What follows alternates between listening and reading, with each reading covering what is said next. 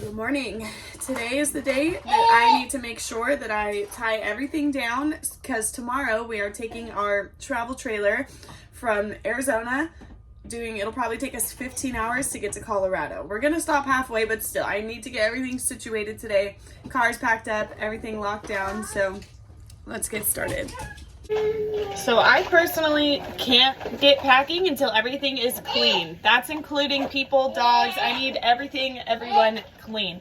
Curtis sometimes teases me for it because I'm sorting out our socks and everything and cleaning underneath the sink before we go. But when we arrive to our destination, I want to pull up and be ready. We're going to be clean. We're going to unpack everything. It's not going to be a situation. It's not going to be a shit show. It's not going to be a disaster because everything's going to be clean and tidy, and I like that. I'm bathing the kids so the kids are clean, and then I am going through and cleaning the whole house before I pack it up. The child's bathroom is clean, and I'm going to grab toothbrush and toothpaste because we'll probably need those and we won't be able to get into the bathroom later. I have this bag here, and I'm going to take all of his trophies and I'm going to put them in this bag. Boom. Boom. Boom. All right, I think we are packed as full as we can pack it. Now to tackle this section, I have to take everything from up there and there and put it all down so it doesn't fall and break. Don't forget to clean under your toaster. The towel is there just in case the fridge leaks, and then I moved the desk from the kids' room in here, and then I put all of the buckets from up there, down there, and then there's some stuff piled up in between the fridge and the wall as well. All right, I just went on a walk, took the laundry to the laundry room to be dried because I want to try and have everything clean before we arrive there. And then I dropped the kids off at our friend's house so that they could watch them while I finish packing. But the problem is when I drop the kids off and then I come back home, I immediately lose all motivation because I'm never home without them. So now I'm just supposed to get things done in a peaceful space. It's not getting in my head. I don't know. This is gonna be rough. And this is what the kids' room looks like as of now. I am putting this stuff back in the windows to help insulate when we move to the snow. And this is now what we are working with. I now need to tackle up there. I have cleaned up there, I've changed the sheets, and now I'm gonna open the back and I'm gonna clean this rug right here. And we're down.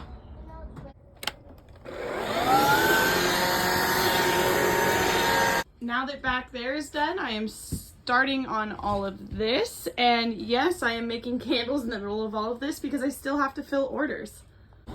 The living room is done and packed up. I even put the silver stuff in all the windows because when we move, it's gonna be so cold. I keep saying that because I'm stressed out about it. So now I just have this to take care of out here. The kitchen is cleaned up. I still have to pack everything, but for now I'm gonna come tackle out here because it's a disaster. Curtis brought home dinner from the sourdough place. I have like the bubble guts because I'm nervous, but excited nervous about moving tomorrow. So it's kind of hard to eat it, but I knew I had to eat it because I hadn't really eaten anything all day except for those chips. The only thing I have left to do is finish up laundry and then get our bedroom in order, which is a kind of a disaster. And I'm so tired. I don't want to do this, but it's only 6 o'clock. I gotta just get this done so I can go to bed tonight at a decent time. Almost everything is done. This is the kids' room. We got everything loaded up in there, so it's good to go. Good morning. We were all up at 6 in the morning today. The dogs are doing something crazy behind me.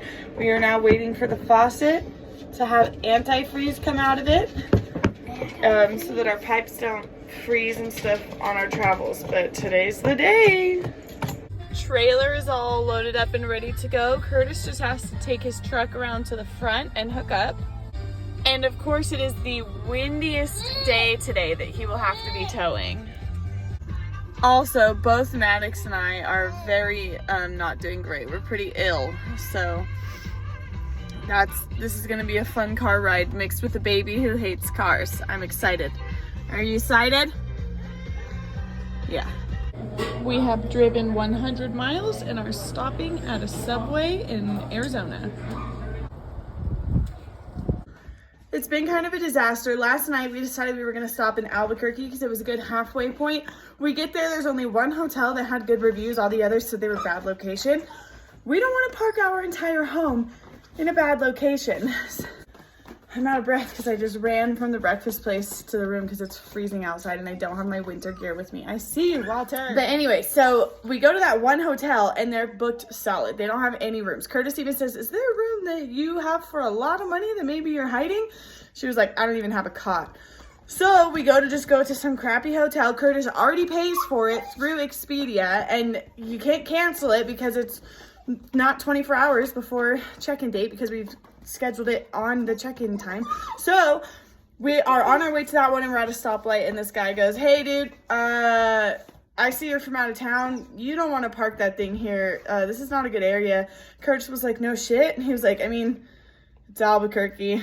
Curtis was like, good looking out, man. So we just said, fuck it with the money that we spent on the hotel and we drove, another hour here to Santa Fe, and then we stayed last night in a very nice hotel in Santa Fe, and now we're going to get back on the road to drive the rest of the miles. We drove about 500 and something yesterday. We're going to do 500 and something today. Mom, we haven't been here for a long time. I thought you already went.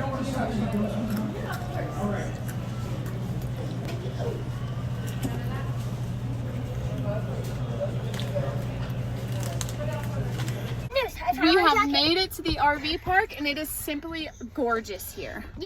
Yeah, let's go to our new home. Wait, can I walk through since I have a jacket? No, Why? because you're not geared up for the snow.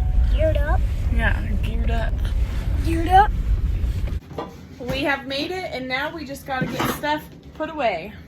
After a total of 20 hours driving time, we got here last night.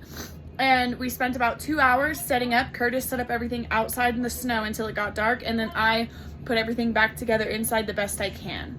A little weird in here because we're leaving Curtis's motorcycle in the kids' room. So now we have to reconfigure our space in here. So it's going to be a little different. Also, we have a frozen pipe. That's why the sink is filled with dirty dishes. Oh, there was a drip. Curtis is currently at Home Depot getting plywood to put around the bottom of our trailer to act as like skirting so that it will keep underneath the trailer warm. And right now, I'm gonna move this Jeep back there so that I can get into here and get the kids' clothes and stuff. And everything that's up there is gonna come down and it's gonna go in here and my 5-year-old is gonna sleep up there. Just came back to put the insulation up outside and instead found that something broke and we have water all over. And there's the water that came out and all the water's like in the little door that you see right there. And the sink still doesn't turn on. RV living.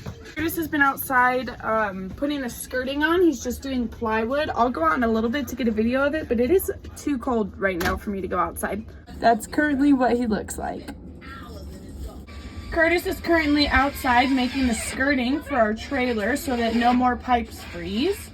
He's using plywood and putting that around, and then he's using insulation tape to secure it to the tape or to the trailer. It's snowing while he's doing this.